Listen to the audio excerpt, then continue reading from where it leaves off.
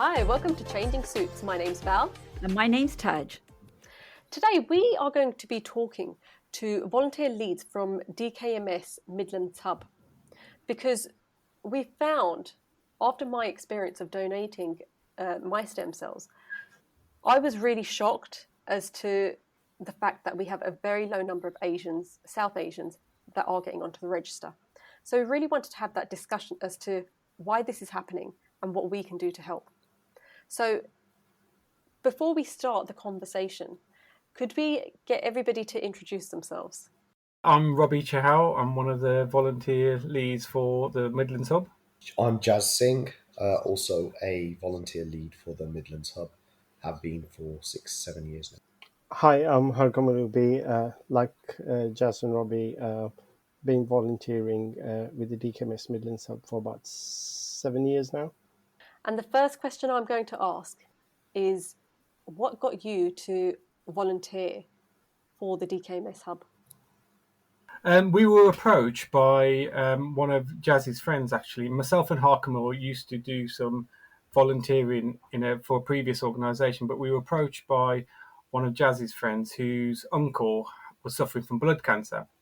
Now, this individual was based in London, and so they were trying to raise awareness within the London area, but what they wanted to do was try and raise a similar awareness within the Midlands, where we are based. And what they wanted is just for us to approach organisations.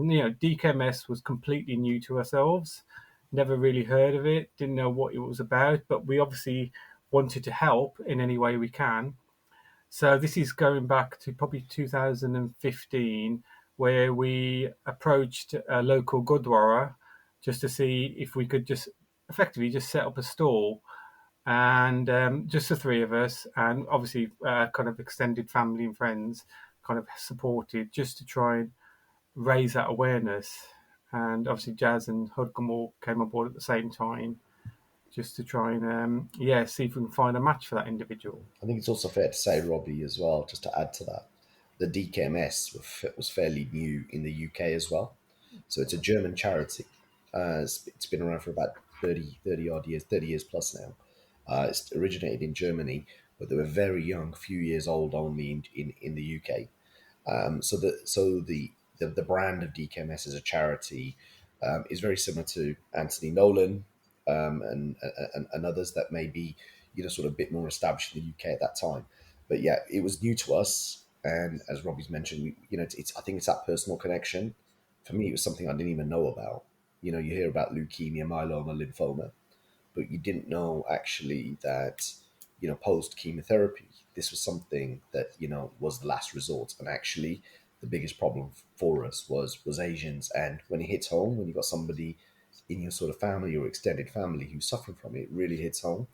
And I think, we'll touch upon it later, but the big thing in driving, the Asian community to join was, in the majority of cases, if you're an Asian blood cancer sufferer, your donor will be somebody from an Asian background. And there wasn't enough people on the Asian stem cell register. So our uncle, Raj Buller, unfortunately he's passed now, but, he was struggling with the same issue. They just couldn't find him a donor. Can we start right from the beginning? What is stem cells? What is the donation of them? Let's start from when you're born. So in the placenta, it's rich in stem cells. It forms your body, it forms your, it contributes to your autoimmune system. It helps develop your bones. It is basically the platform, the heartbeat of your body. And it's different to white and red blood cells. It is actually a cell within your body that is separate to that is actually responsible for your development, your growth, etc., and also for fighting sort of certain conditions. And the placenta is the best example I can give to you. The mother and child relationship, the placenta is the food that is helping the baby grow. That is absolutely rich with stem cells. And, a lot of mothers now donate their placenta as stem cell, potential stem cell donors in the future. So that's just the best way to describe it, I think. I think that's an amazing way to describe it because it shows how important the placenta is. And I don't think I realised how important it is, because you do hear about people freezing them, donating, and etc. Yeah. And I think it's also important that when you lose stem cells, if you have a bleed or anything like that, your body readily regenerates them straight away. So you never lose anything. That's what a healthy individual does. And we'll touch on that point a bit later because that's actually quite a key point that we need to talk about. Can I just ask, you said yourself that obviously it was quite a personal journey you didn't know about, and most of us don't know about it until something like that happens. Can you talk a bit more about what had happened to your uncle and how long he had the leukemia and what he went through? Yeah, it was my very good friend. He's almost like a brother to me. It was his uncle, which meant he was my uncle. We knew him quite well.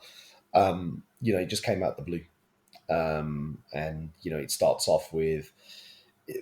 I won't go into his explicit journey per se, but I think with various people, it starts off with just generally feeling under the weather, headaches, body aches, etc.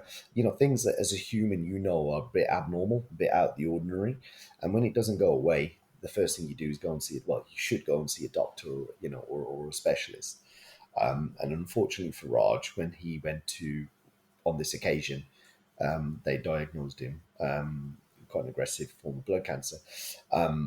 So that's probably the best way to describe it. His journey was difficult. They found a match for him, which was a great thing. And I think it's also very important to point out that just because you have a match and you take the transplant, your body still has to adapt to that. And if you use a placenta example, the best connection, the most compatible connection is with somebody of your own blood.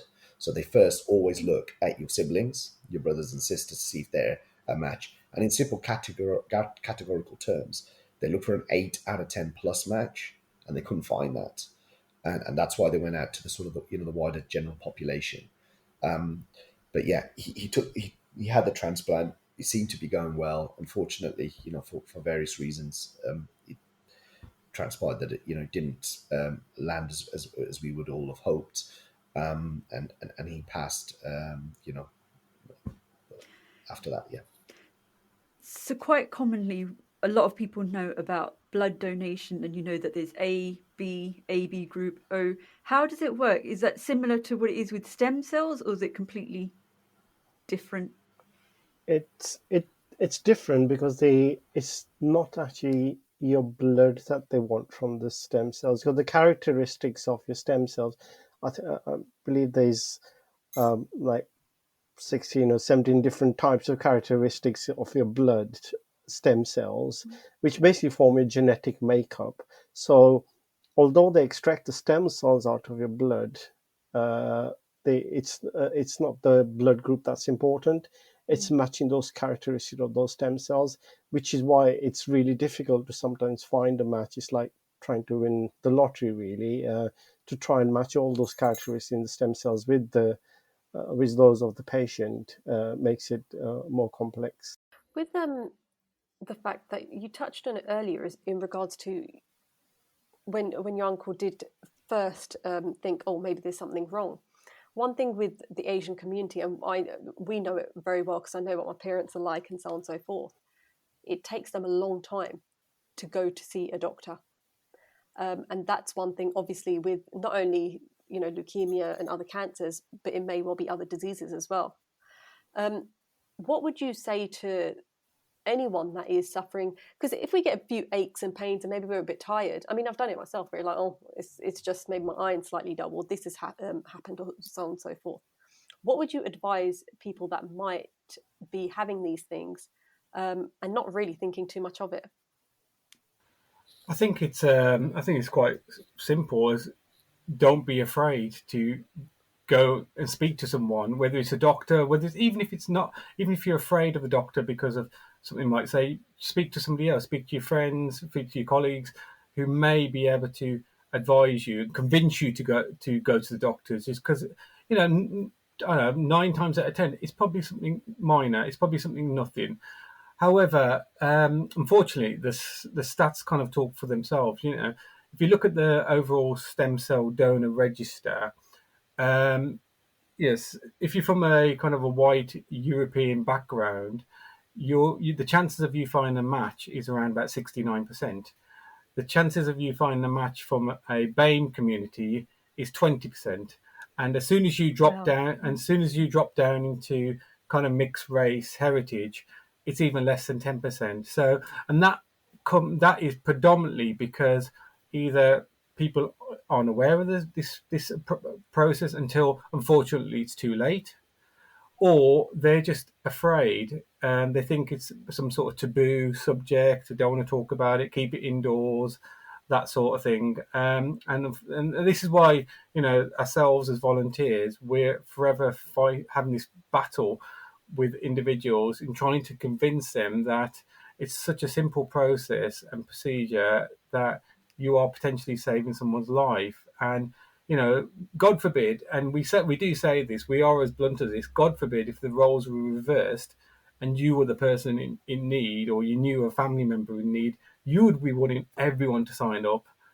But unfortunately, they only seem to get involved when it happens to somebody close to them. And that's why the percentage of donors on the register is so low from that community. A massive thank you to the National Lottery for supporting Changing Suits in raising awareness of mental health in the South Asian community.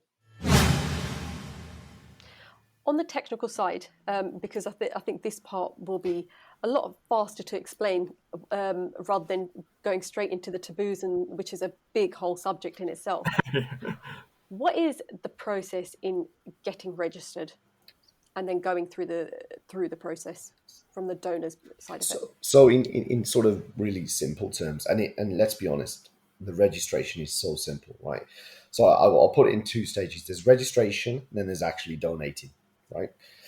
And you have to be up for both. That's the first thing we say, right? There's no point putting your name down if you're not going to go through with it. So registration is as simple as giving 3 minutes of your time, and it's literally like that. So all we do is take a saliva swab on each side of your cheek for a couple of minutes. It's not ourselves, obviously. The person themselves will swirl inside their cheeks, and we need the stem cells inside your cheek. That is then sent off to the DKMS labs in Germany, who will then process and basically, as Common mentioned earlier, you can have so many stem cell makeups, and that will determine your stem cell makeup and put you on the National Stem Cell Database, which is also accessed internationally as well. Then, as if somebody who's suffering from a blood cancer is, chemotherapy doesn't work, they're matched against that database based on their stem cell makeup. And if there's a match, and I mentioned about 8 out of 10 earlier on, 8 out of 10 plus, it's registered and said, well, actually, you know what, brilliant.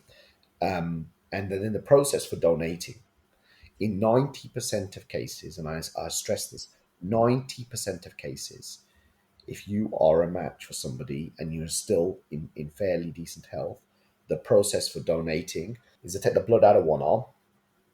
It passes through a machine which collects the additional stem cells that your body doesn't need, puts the rest of your blood and the rest of those stem cells back.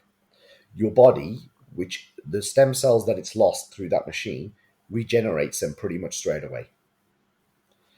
The stem cells that they've collected, and it will go through a cycle of a couple of hours, are then used as a donor to the patient. And what they do with the patient is they put the patient at what we sort of level 0. Basically, they drain them of all their sort of stem cells, and then they transplant them with fresh stem cells, if that makes sense, which is an intricate procedure in its own right. But literally, for the donor, you register 3 minutes.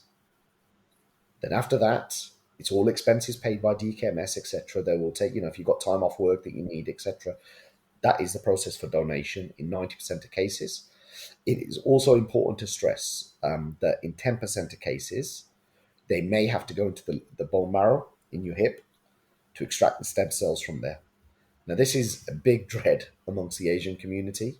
They think I don't know what sort of films they've been watching, but, big needle, the size of your arm, it's going to, and then you're going to have sort of abnormal sort of reaction to it, etc. The process, as I described earlier, when it comes out of your arm, you can go to work the next day. We know donors ourselves, people who've donated 4 times even, and they're literally going back to work, playing football the next day. It's brilliant. Even with the going into the hip under general anesthetic, so you don't actually feel any pain. It's about a week to 10 days of a bit of soreness, and people are resuming normal activities.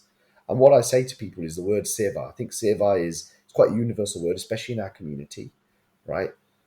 If you want to do the biggest seva in your life, the biggest seva you can do is create or save somebody's life. And, for a little bit of soreness, and in 90% of cases, it's not even that. It's literally, a couple of hours of your day. That is literally the process. The technology's moved on so much. So again, just to summarize again, Bal, sorry. Registration, 3 minutes. Donation, a few hours. The after effects of donation is either you go to work the next day, so basically just a few hours, or a week to 10 days of soreness. And in that whole process, you've gone a long way, a significant way to saving somebody's life. And that is massive. And, we know people who are donors that donated 3-4 times. They can't tell you how personally gratifying it is. And also then, to know that they've helped somebody is massive. Thank you so much. And that's such a good explanation. Bal, I think that would be good if you come in here at this point, because you've donated. Where did you register? The process of what happened to you, and how comes you went through it and didn't think, and how comes you registered? Because you're part of the South Asian community. Why weren't you put off? I think what you said in regards to it comes down to a personal experience. I mean, the reason I registered was there was a drive going on in the local park with a little girl that had leukemia. And I've seen how important, I've got people that I know that have had transplants and that have been through not stem cell, but something, within that sort of field. And I've seen what a massive difference it makes. Now, when it's a 9-year-old girl, I'm like, have to do it. So I think in regards to something you said a bit earlier, Jazz, I think you have to, yes, register, but be prepared that you may well get that call. And when I registered, we always hear, you're never going to be called, you're never going to be called. And then I got the call and I was like, oh my God, are you sure it's me? So obviously the main thing is you do have that fear of the unknown. And I think that's one of the reasons we wanted to do the diary of what I went through with the donation, and also have this podcast and show people it's actually a really simple procedure. Staff was absolutely fantastic. They paid for everything, so that was great. I didn't have to worry about that. I remember, Bal, you saying how good the food was. The food was okay. I mean, but again, it comes down to the fear of the unknown. After the the donation, I was feeling tired. The next day, I did go to work. I was slightly tired. By the second day, I was fine, back to normal. And you got a bit of time away from the family as well. I mean, well, to be fair, they did come to London with me as well. They went to the Natural History Museum. I went to the hospital. So yeah, I didn't quite get that much time away from them, but that was quite nice as well. So silver lining, got the day out. They got the day out with the kids. But going back to it, where you have to be both prepared. What do you find with the drives? It does raise awareness, which is fantastic, because I wouldn't have done it had I not gone to this drive and seen that it will have an impact on someone with leukemia. But if I had known, yes, 100% you're going to get the call. Yes, now that I know what the process is, I'll be like, yep, I'd do it again. No problem. 100%. And I tell everyone else to get on the register. I don't even know why automatically people aren't on the register, to be fair, which is obviously a political and legal sort of argument behind any of these sort of processes. But one thing is you do need to be prepared. So when we were at that drive, I did say to my husband, come on, you need to get on and give the swab. He decided not to give the swab because he hasn't had the same personal experience of seeing the difference it makes. But having had that conversation with professionals, I was like, actually, no, I can't force someone else to do it. They need to be doing this off their own back in case they get that call. And I think, Bal, you hit the nail on the head there at the end there about they have to do it off their own back. And Jazz alluded to it, you alluded to it. Unfortunately, from a DKMS perspective, people from the South Asian background are their biggest dropouts when it comes to registration. So they'll go through, on the day, they'll be, yeah, sign me up.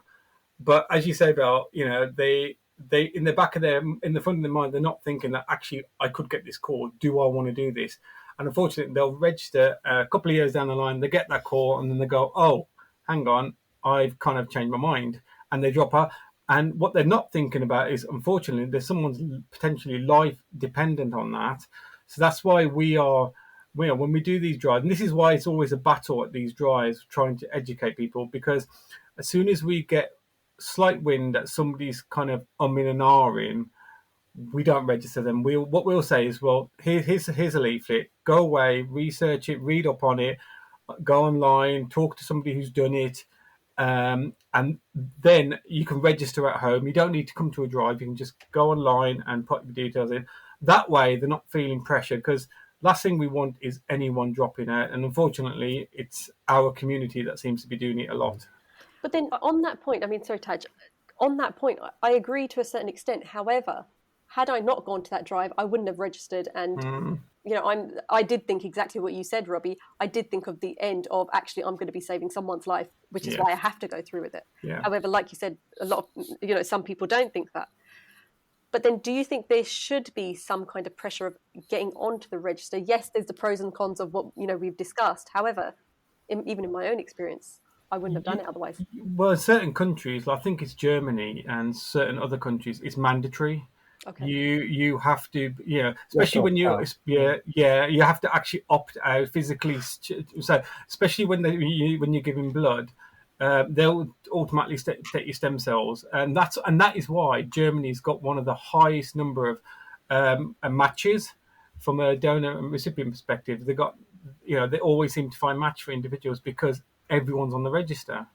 Oh, wow. Why do you think legally this country isn't doing it? Because I know organ donation wise, there was the whole thing about the opt out thing. Why isn't it happening? Why isn't it happening in this country? I think it's down to resources. I think, if you look at I think there was 3 or 4 hospitals in the UK when a mother gives birth, they would offer as a free service to take the placenta and freeze it. And, a mother would opt in, etc. And, that's now, I think, being cut down to 1 or 2 hospitals. And actually, there's a lot of pay-as-you-go kind of companies now who, fortunately, have seen an opportunity and have done that. And I'll put my hand up. When my first child was born, I paid one of these companies to take my the placenta, etc., and freeze it for future use. So I think it's down to resources. B, there's who knows what goes on in the government, right? There's always this political challenge about where you need to be focusing sort of effort and resources and things like that. But I think the key thing to sort of remember here is, I'm just alluding to what was just said around why don't we know about this? I think the fact that we're having this conversation today is not a conversation we would have been having 10 years ago. And I think that shows it's moved forward. And if you go back to sort of 10, 12 years ago, in the Midlands especially, you really started with this little lad called Gaurav, who, he's part of my sort of extended family. And he's my nephew, basically. And his mom and dad, they were the first to really tap into this and say, well, actually, like this blood cancer, it's so common, and actually the process for solving it is actually relatively simple. And within the space of a few months, they raised the number of Asians on the stem cell register by 3,000%. Oh, wow. Now that is, I'm gonna give it credit to their parents, because they did a massive, fantastic drive, right? They really went out with this, but it's also an indication of how low the numbers were initially, and even to this day, we'll bust a gut to the gurdwara or a mandir or a mosque or whatever, and it's not just the Asian community. We go to sort of, summer fates, etc. It's just not that. It's still a challenge, and again, I emphasize registration, then donation. You need to be aware of that whole process, and our job as volunteers is to make sure they're fully informed before they sign up. And the best feeling I've sometimes had is, A, when they found a match, but B, when somebody will come to another event 2 or 3 weeks later who has said, I've read that pamphlet that you gave me, Jazz, and I actually don't want to register, because at the time they just didn't know. And I think there's more and more people, they've said, we've seen your stall, I've already registered. And I mentioned Anthony Nolan earlier. They do similar thing. And also, it's also really important to know, a lot of our Asians donate blood, which is fantastic. when you donate blood, there's also a tick option to say put me on a stem cell register. Because of resources and maybe lack of education, a lot of people aren't told that. But it's a simple tick, and you then put on the stem cell register.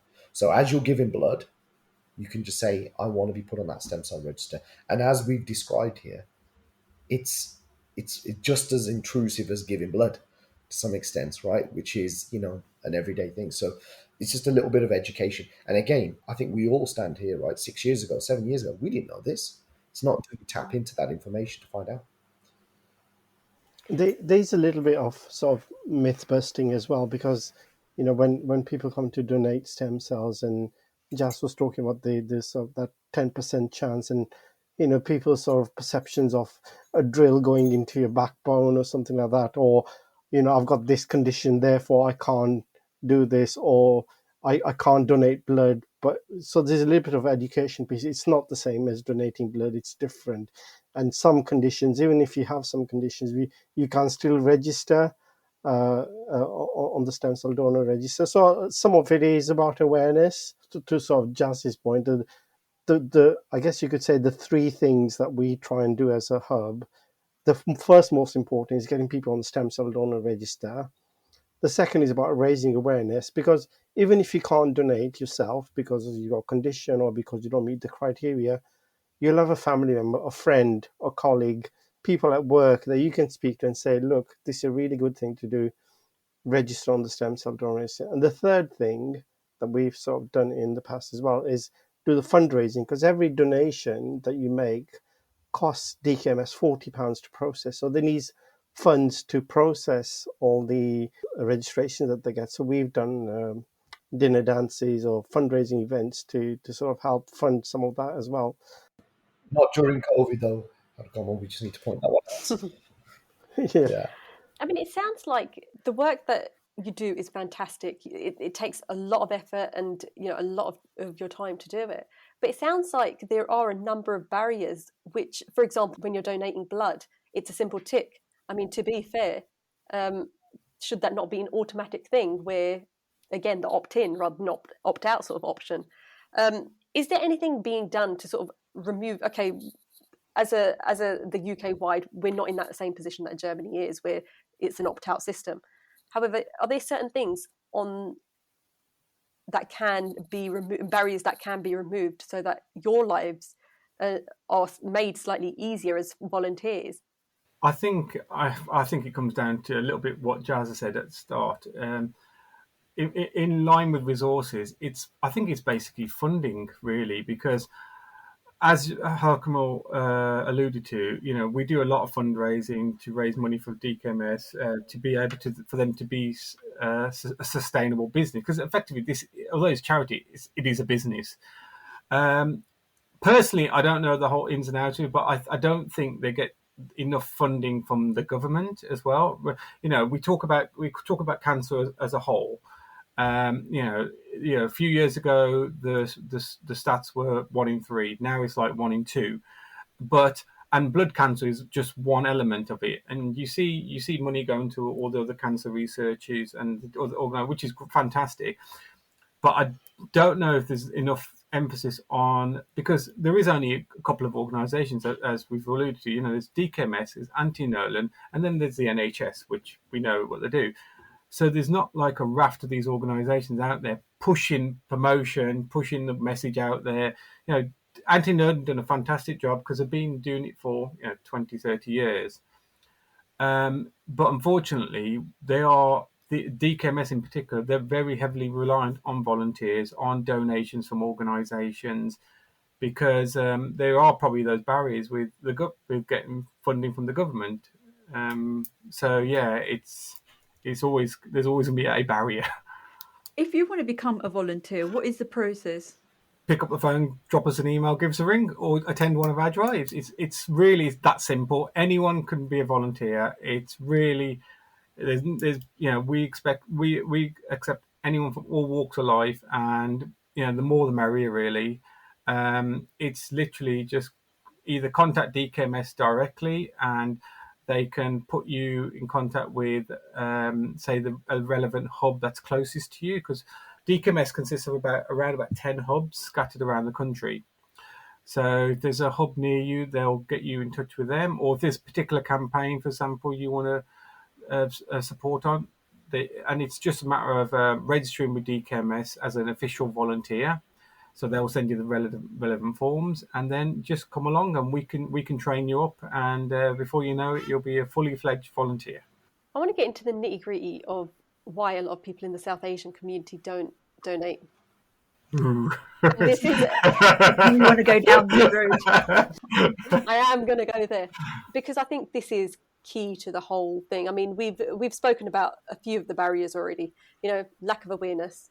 I've said it, the fear of the unknown. We're well aware in the Asian community as to the fact that there are other barriers. Can we talk about those? And the fact that you've laughed means that we all know what we're talking about as well. So, firstly, what would you say is the main barrier for someone from the South Asian community? Fear. Okay. The fear of what? You mentioned the unknown, but I'm going to just take a different facet of fear. Yeah. Stem cells is another name for bone marrow. It's actually, the medical term is better known as stem cells, because that's actually what you transplant, right? Bone marrow. I don't know what this association from the 60s, 70s, but when I spoke to my parents about bone marrow, their face dropped, literally went white. Maybe it's before my time. I don't know, right? But I think there was a lot of, I don't know whether it's media or whatever, but what they associate bone marrow with and the transplant approach with is The big injection. pain, Yeah. side effects. You lose something from your body. I'll touch upon that shortly as well. You lose something from your body, and it's generally not advisable. And a lot of Asians believe in reincarnation. Some do, but most do. Some don't. Everyone's entitled to their own opinion, and they believe by losing something from their body that they're not gonna, sort of observe the sort of rituals of reincarnation. They're not going to get reincarnated. Now, I don't believe that anyway. But I stress this point here. When they take the stem cells, either from your arm in 90% of cases, or in 10% of cases from your hip, your body readily regenerates those stem cells pretty much straight away. You do not lose anything. You do not lose anything from your body. It's not like transplanting a kidney or a liver or anything like that. It's a cell within your blood that once it leaves your body, it regenerates itself. So you are whole. And I actually think that, combined with the fear of what bone marrow was meant to be, 20, 30 years ago, is a real challenge for our Asian community. I think there's also, I think that's spot on, but I think there's also a cultural barrier. And when I mean that, I think people from a South Asian background and their communities work very silo. So we've been volunteering for now, I don't know, say 6-7 years. We've always found it a challenge to tap into a different community if to either recruit volunteers or support them, and vice versa. And it's because this is a community we know, we understand more, and I feel that if the communities got together more, so say for example there was somebody from a Hindu background or a Muslim background that needed support, needed help to raise awareness, chat to the Sikh community, chat to the Hindu community, and just say, actually, we join forces here. We can push that message out wider, and maybe that 20% figure of donors will be a lot higher. So, and that comes down to educating. That comes down to just trying to tap into that a bit more. And I know, and DKMS are trying to do a lot of work with trying to bring communities together and things like that. But I do think people from, and this is what I'm saying, all South Asians are very bad at working alongside other communities. There is also, I think, a lack of, probably, if you want to call it, role models. Because I do feel, we've had a few campaigns where we've had like Caucasian patients or families, and they're very proactive with their networks in promoting the message. Getting celebrities, getting influential people involved, and there's coverage in all sorts of media, etc., and everything. And we struggle sometimes to get people who can be our voice for the community. And even when we've come to do, I can just take an example. When we come to do some of our fundraising events, it's like, what's in it for me? We know you're doing a charity fundraiser, but I need £4,000 if you want me to perform at your event for half an hour. So I don't know. I feel like sometimes that message gets a bit lost and diluted. What is it that we're really trying to do? Because what we're doing now is creating a bank or a future for our generations to come. And like we said, tomorrow it could be somebody from our family. And if we have that pool of register, it'll make it easier for not just us, but for everybody else in the community. And that's what people fail to understand. Yes, you might not have somebody in your family or friends or somebody who's affected, but we know the stats with cancers, etc. It's getting worse at some point in our life, and with the sort of science developing, stem cells are being used for all sorts of treatments, not just blood cancers now. So it's really important that people realize that we're going to have to do it at some stage if we want to make our future generation, safe, healthy, etc. Do you think that the South Asian community lack empathy for others, whereas someone from the Caucasian community have that empathy? You do get some people who are extremely generous. We've had we've said, oh, you can't register and if you're over 55. Have this.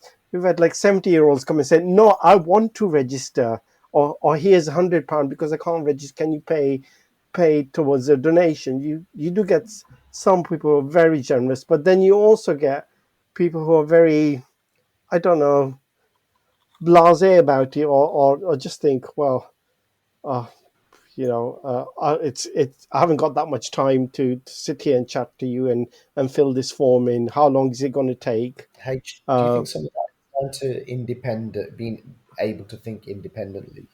And I'm just going to use a couple of examples, and Robbie H, feel free to chip in with your opinions here, because I'm sure you've all Yeah. experienced, right? There's a willing 20-year-old, 22-year-old Asian, yeah, sign me up. And they at the Gurdwara with their parents, and the parents are like, no, you're not signing up. And Yeah. we've actually seen them talking to their parents saying, look, but tell me why, right? And but they've explained everything to me, and parents are like, no, you're not going to do that. And it's a very awkward position for us as a volunteer, because we cannot get involved in that. We Can I just, Jazz, say one thing? I know I've sort of butted in there, but I actually didn't tell my parents till after the donation for that very reason. exactly. And it's, from the parents' point of view, it's obviously they want to protect their child as much as they can. However, if I was going to do this, and I have to say I'm a bit flaky. I mean, if someone says no, don't do it, I'll be like, all right, then I won't do it. However, I was obviously in a position where I was found to be a match, and I couldn't really risk anyone putting that into my mind, which is why I decided not to tell my parents. So sorry, I just wanted to share that with That's you. actually, to hear it firsthand, and for somebody to go through is exactly the kind, in the nicest way of saying, oh, if you don't mind me saying, the nut we're trying to crack is the awareness amongst different generations. To register, you have to be between 17 and 55.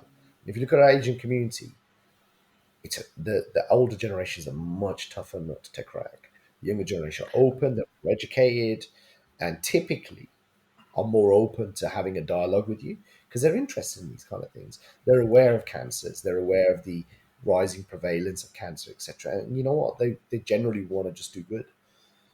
But I have to say, I mean, after I did tell them, so I'm not very good at keeping secrets, just to let you know. So I did literally get back to the hotel after the donation. That was the first thing I did. I phoned my parents and they said, well done. So obviously by that time it was too late. They couldn't do anything about it. But they were of the thought, actually, you've done something really good. I think Yeah, and that's great. I think, as Ted said, I think going back to the question of are people from a South Asian background empathetic?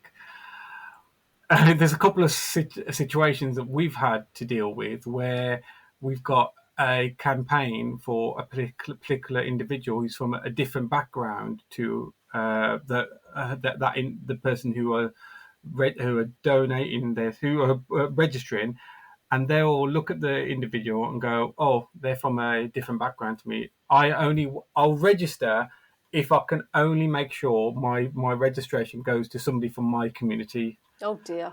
Yeah, we've been in situations like that, and we're like, it doesn't work like that, and this is where we have to really kind of hold it back and be professional, Yeah.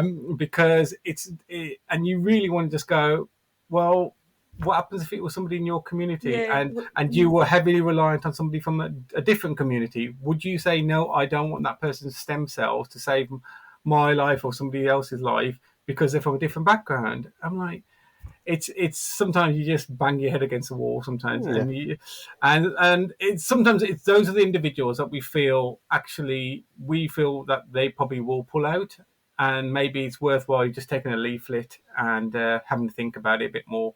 So yeah, I think people are empathetic from the South Asian, but you get you get the pockets, and sometimes it's the pockets that can cause, if they're listening, if you've got, some of our drives, we have like hundreds of people turning up. So if you've got a drive, a stall, and there's like 20 people stood around it, and there's one individual who does like a negative comment, and there's 19 people listening to it, how many people are going to go, actually, she's got a point, or he's got a point, and then suddenly go, actually, maybe it's not for Yeah, me. Rob, you've touched on that as well. As you know, when you register, you're not registering just for the person that we're campaigning for.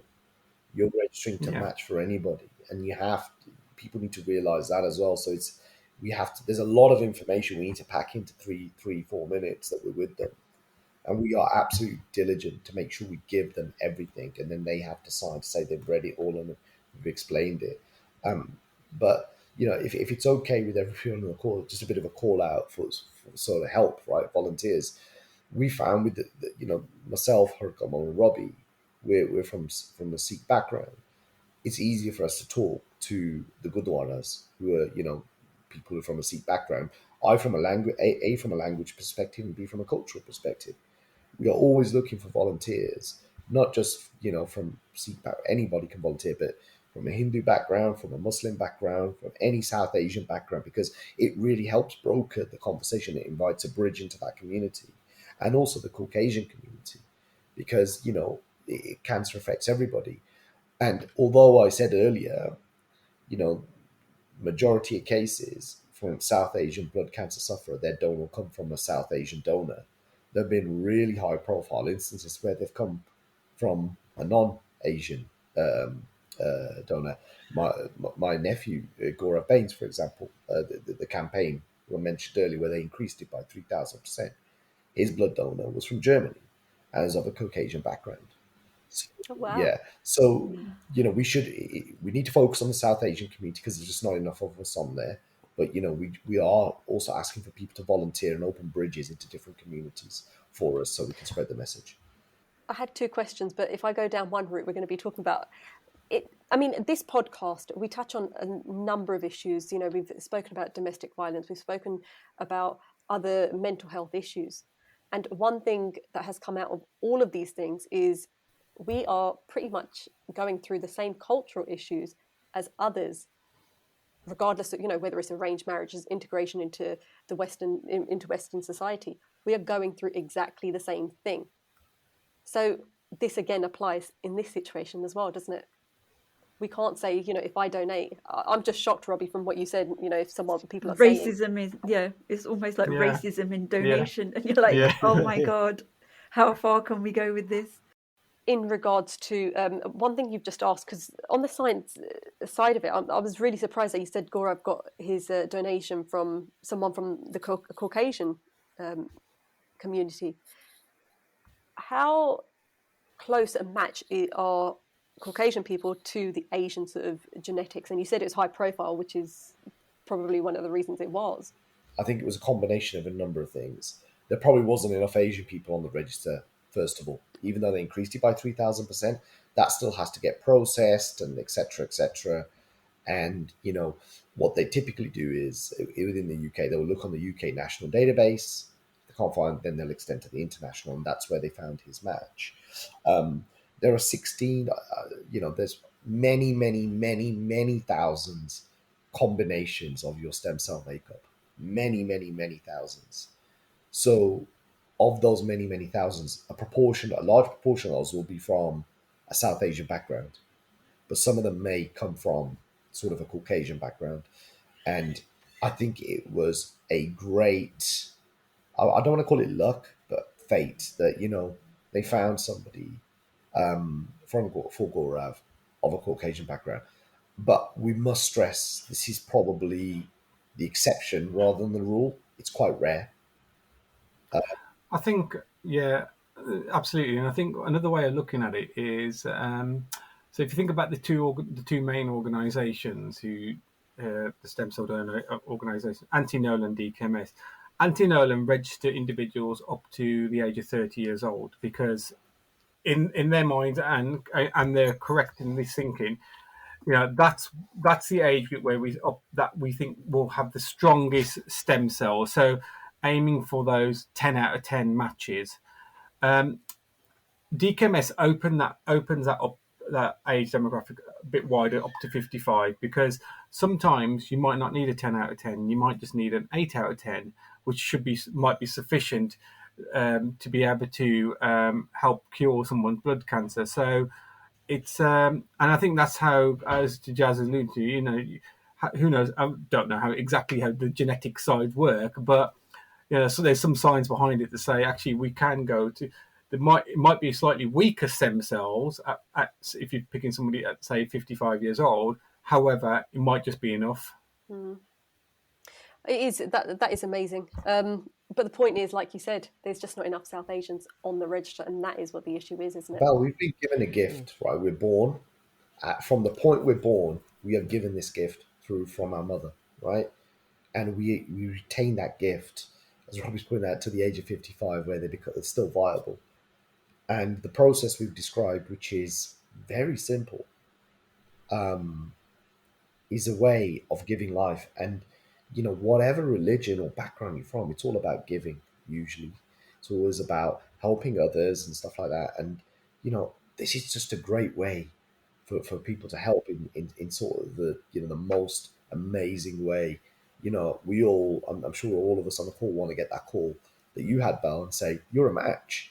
And, it'd be great to, the personal satisfaction. We have to talk about that because, Seva is about helping others, but it's also about, saying, well, I've done something to help contribute to somebody's well-being.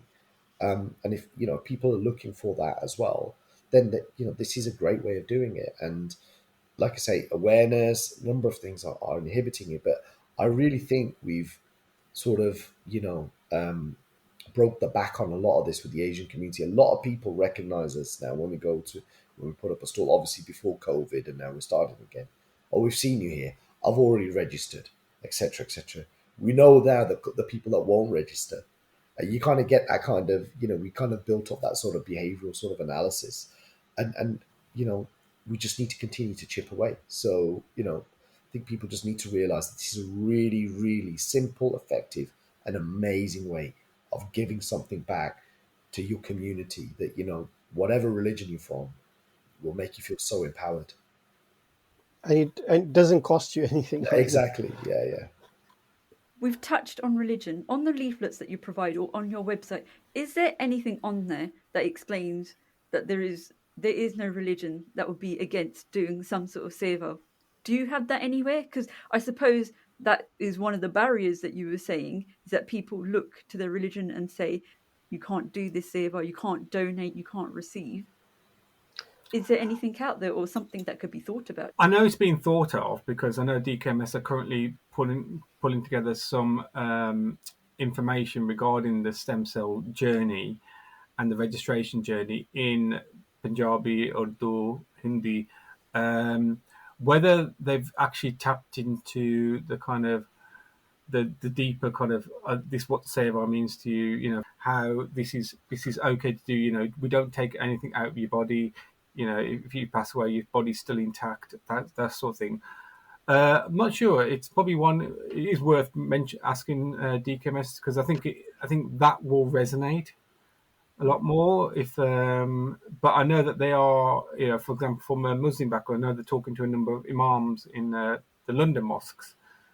So yeah, it's definitely something they're looking into. I think also the experience I find is, going back to a previous point, is when somebody from your own community of some element of trust is telling you and explaining it to you in a way that the fact that you actually don't lose anything from your body, which they don't always know.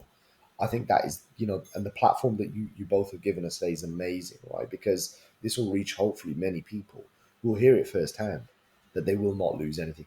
And then, and also, it's very important to note that if you are a match for somebody, you're dealt with the top professionals in the country. Bal, you'll know this, right? These are people trained, and you can ask these questions. There is no outright, like, when you get there, that you are now 100% they're going to stick a needle in you. You've still got an opportunity to ask questions and reconfirm exactly what's been told to you in registration. So, I think, yes, we should absolutely get DKMS to update their website. But I honestly find, especially with sort of digital taking over, that these type of platforms that you're giving us, going out and speaking to people is the best way to sort of really land that message with your community. Especially for the fact that we are going to be talking to our generation, aren't we? Because there's only so much we can do with the older generation. And if Anthony Nolan isn't going to be registering, we don't need to worry about them. So just copy me. Don't tell your parents. Sorry. I was going to say, but Jazz just mentioned something really important there.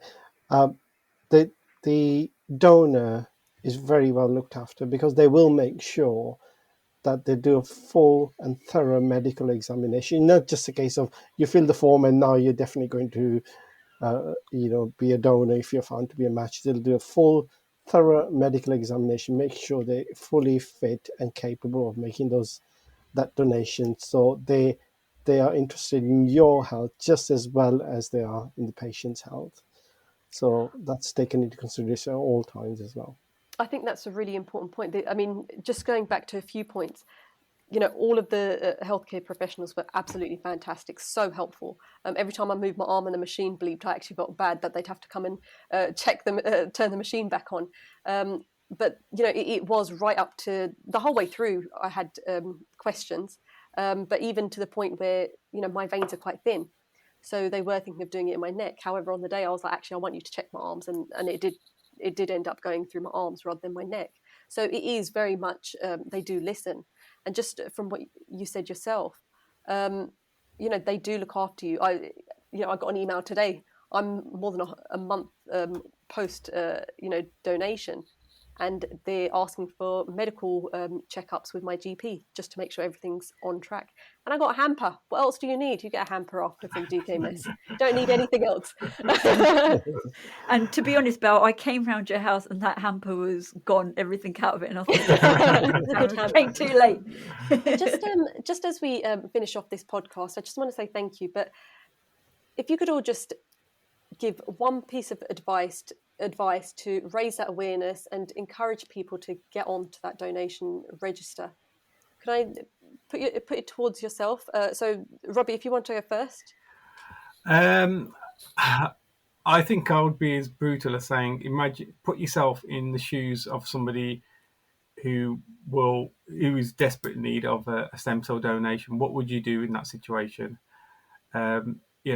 If you found out about the lack of donors, wouldn't you be out there pushing the message, getting everyone involved? And God help, God forbid that you're never in that position. Hopefully, you'll never be in that position. But it's, as Jazz alluded to earlier, it's only a few minutes of your time, and you could potentially be a lifesaver. Harkama?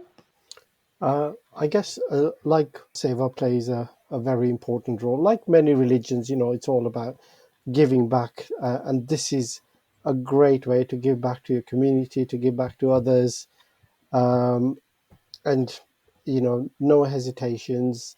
it's the best way, as Jazz said, to give somebody a new lease of life. There can't be any greater saver than that. And Jazz? I think Robbie and Harkomal summed it up really well, but I would say, and I've used this sometimes, is have you got 3 minutes to potentially save a life? And I use the word potentially because it's just the start of the process. 3 minutes to potentially save a life. And if you haven't got that 3 minutes, then go home, www.dkms.org.uk, register, or send a kit out. You can register yourself whilst watching EastEnders and send it off, free post back. How convenient do you want it? That is 3 minutes to potentially save a life. It's just, I think it's just, speaks for itself. So, I hope people are listening out there and actually, we'll go ahead on that basis. And can I just add one little fun thing just to what Jazz had just said as well as registering. If any of your listeners feel that they want to get involved as well, Jazz just mentioned the website, or find us on our social medias on DKMS Midlands Hub. But also, if you know of any organisations, your own organisation that you work for, we've done a lot of corporate drives. If your place of worship, anywhere that you think, actually, I've never seen a DKMS stall at this event, even if it's small as a cake bake sale to large local medlars, get in touch. We're more than happy to try and get down there, set up a drive, and get you involved as well to volunteering. Thank you for taking time to talk about your work and your personal experiences through this whole journey as well. Hopefully we have woken people up as to how simple the process is. We will be putting contact details for DKMS and yourselves on our social media. From us, that's goodbye from me. And goodbye from me. Follow us on Instagram and Facebook, changing_suits, and subscribe so you never miss an episode.